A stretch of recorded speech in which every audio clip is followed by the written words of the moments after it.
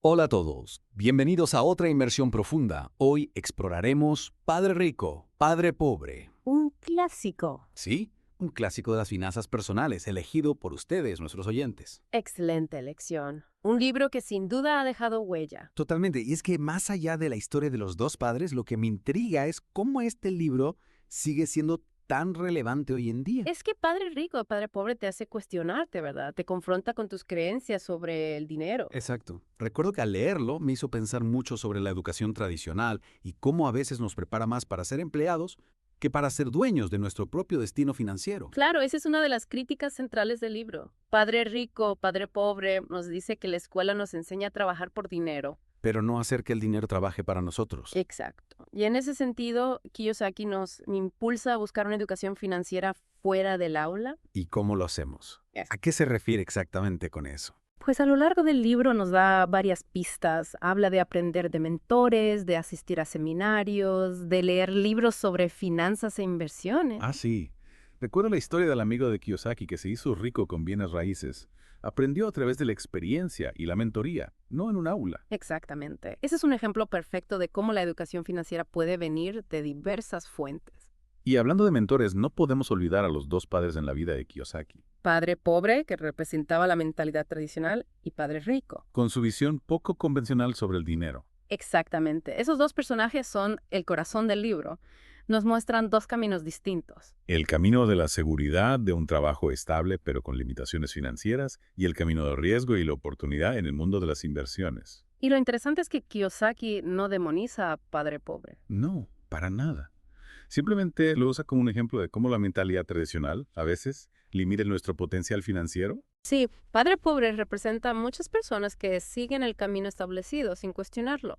Y a través de él, Kiyosaki nos invita a reflexionar sobre nuestras propias creencias. A preguntarnos si estamos en el camino hacia la libertad financiera o hacia la dependencia. Y creo que aquí es donde entra el concepto de mentalidad de pobre versus mentalidad de rico, ¿no? Sí, no se trata solo de cuánto dinero tienes, sino de cómo piensas sobre él. Padre rico, padre pobre, nos dice que la mentalidad de pobre se caracteriza por el miedo al riesgo La búsqueda de seguridad a toda costa. y la visión del dinero como algo escaso que genera preocupación. Mientras que la mentalidad de rico se basa en la confianza La búsqueda de oportunidades. y la convicción de que el dinero es una herramienta para crear abundancia. Y esa diferencia de mentalidad se ve claramente en cómo cada madre ve las oportunidades. Padre pobre se enfoca en conseguir un trabajo estable, mientras que padre rico busca constantemente formas de generar ingresos pasivos. De hacer que su dinero trabaje para él, Y esa diferencia se refleja, por ejemplo, en cómo cada uno ve la compra de una casa. para padre pobre, la casa propia es un logro, un símbolo de seguridad.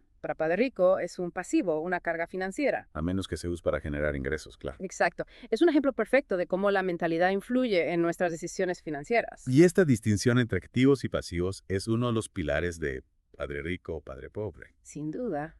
Kiyosaki nos dice que la clave para la libertad financiera está en construir una columna de activos, Activos que generan ingresos pasivos. mientras minimizamos los pasivos que nos quitan dinero. Una idea revolucionaria, sin duda. Nos obliga a ver nuestras finanzas desde una nueva perspectiva. Y para comprender mejor cómo hacerlo, Kiyosaki nos presenta el cuadrante del flujo del dinero. Un concepto fascinante que exploraremos en detalle en la próxima parte de nuestra inmersión. No se la pierdan. Profundizaremos en este cuadrante y veremos cómo podemos movernos hacia el lado donde el dinero trabaja para nosotros. Retomemos nuestra inmersión en Padre Rico, Padre Pobre, con ese intrigante cuadrante del flujo del dinero. Sí, me quedé pensando en eso, ¿verdad? Clasifica a las personas en esas cuatro categorías: empleados, autoempleados, dueños de negocios e inversionistas, según su fuente de ingresos. Pero, ¿por qué es tan importante entender dónde caemos en este cuadrante? Porque revela mucho sobre nuestra relación con el dinero y el trabajo.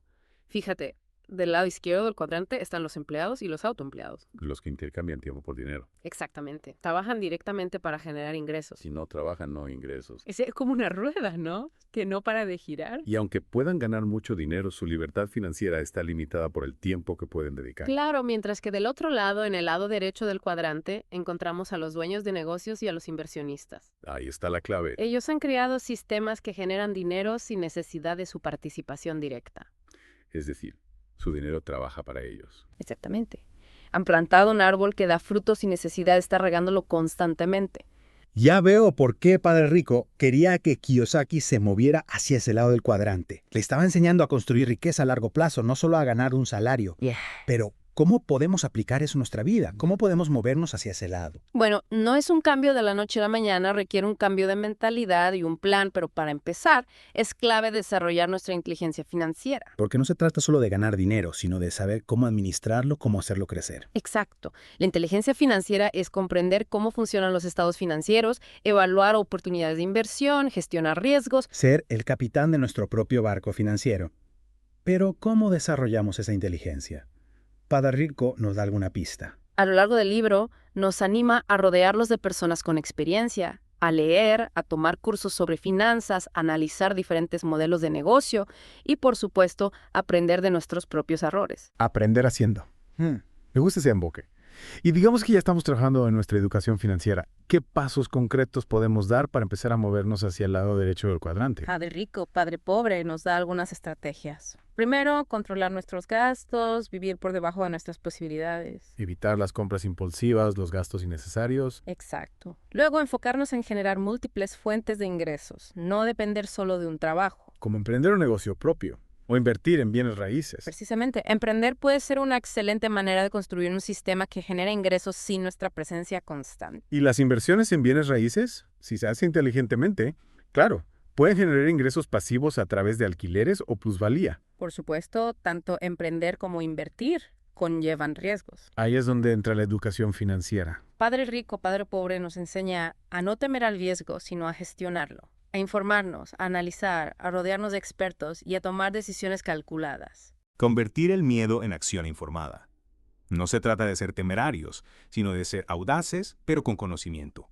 ¿Y qué otras ideas importantes nos da el libro para construir nuestra libertad financiera? Una de las más poderosas es que debemos ser dueños de nuestros activos, no esclavos de nuestros pasivos. Invertir en cosas que nos generen dinero. Como bienes raíces, acciones, negocios, y minimizar las deudas de consumo, los gastos superfluos. Construir un imperio financiero en lugar de un castillo de naipes. Una metáfora poderosa. Pero a veces, incluso con la mejor educación, nos sentimos estancados. ¿Qué consejo nos da Padre Rico para superar esas barreras mentales? Nos invita a desafiar nuestras creencias limitantes sobre el dinero. Esas creencias que nos frenan, ¿no? Como nunca seré rico, o el dinero es la raíz de todos los males. Tenemos que reemplazarlas con pensamientos empoderadores. Quiero cambiar el chip. Creer en nuestra capacidad de generar riqueza, ver el dinero como una herramienta para el bien, confiar en que podemos lograr nuestros objetivos. Pasar de una mentalidad de escasez a una mentalidad de abundancia.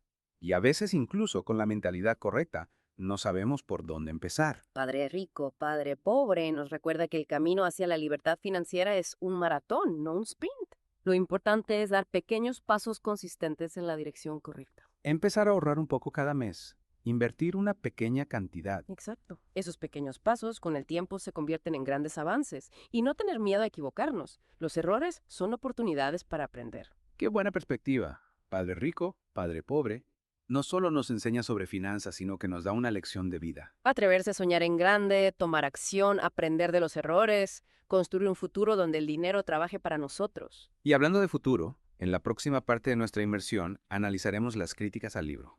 Y reflexionaremos sobre cómo aplicar sus enseñanzas en el contexto actual. No se pierdan la conclusión de nuestro análisis de Padre Rico, Padre Pobre. Bueno, hemos explorado las ideas principales de Padre Rico, Padre Pobre, desde la importancia de la educación financiera hasta ese cuadrante del flujo del dinero. Pero como todo libro que genera un impacto tan grande, Padre Rico, Padre Pobre, también ha recibido algunas críticas. Claro, no podemos pretender que un libro tenga todas las respuestas. Algunos argumentan que simplifica demasiado el mundo financiero, que sus consejos, aunque inspiradores, no son una fórmula mágica. Por ejemplo, he escuchado críticas sobre cómo idealiza el emprendimiento. Sí, emprender requiere mucho más que solo desearlo. Demanda esfuerzo, capital, resiliencia, y el libro a veces puede dar una impresión de facilidad que no siempre se ajusta a la realidad. También se critica la falta de detalles sobre las propias inversiones de Kiyosaki. Cierto, algunos lectores hubieran querido ejemplos más específicos de cómo ha aplicado sus principios en su vida. A pesar de las críticas, creo que Padre Rico, Padre Pobre sigue siendo un libro muy valioso. Totalmente. Nos abre los ojos a una nueva forma de pensar sobre el dinero, nos impulsa a tomar el control de nuestras finanzas. Y en el contexto actual, con la economía global en constante cambio, los trabajos tradicionales menos seguros, las ideas de Padre Rico, Padre Pobre, cobran aún más relevancia. Sin duda, desarrollar nuestra inteligencia financiera, diversificar ingresos, buscar inversiones, construir activos que generen ingresos pasivos es más importante que nunca. Entonces, ¿cuál dirías que es el mensaje principal de Padre Rico, Padre Pobre, considerando tanto sus ideas como las críticas? Que la educación financiera es clave para alcanzar la libertad financiera. No se trata de seguir ciegamente a Kiyosaki, sino de usar su libro como punto de partida. Investigar, analizar, buscar asesoramiento, adaptar las ideas a nuestra realidad y, sobre todo, tomar acción. Convertir el conocimiento en acción, empezar a construir nuestra columna de activos, desafiar nuestras creencias, avanzar hacia la libertad financiera que buscamos. Y para quienes quieran profundizar en este mundo, les recomendamos leer el libro completo. Muchas gracias por acompañarnos en esta inmersión en Padre Rico, Padre Pobre.